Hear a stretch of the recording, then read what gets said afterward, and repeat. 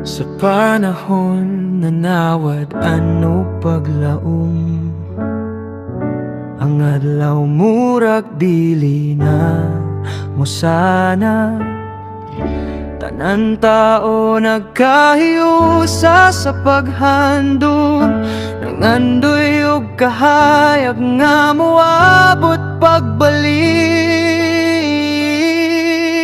Bangon Cebu, abagan sa pagampo, tanan kita makalingkawas sa kalisod karon na atong giatubang.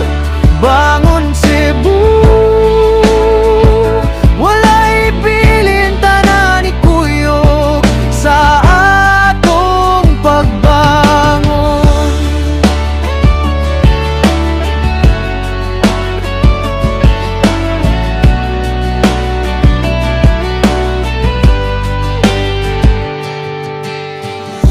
Nagtinabangay alang sa usag-usag, mga kamot nagdungan ug pag-aabot. Mga Cebuano permita magkahiusa, ang gugma na to walay makaputol.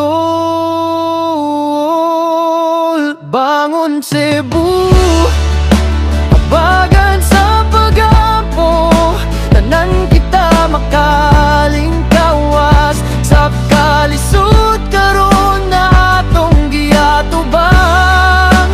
Bangon Cebu, walay bilin tanan ikuyog sa atong pagbangon. Kada pang bisan masakit, sa usag-usa kita mosandig, ang bagyo dili makapildi.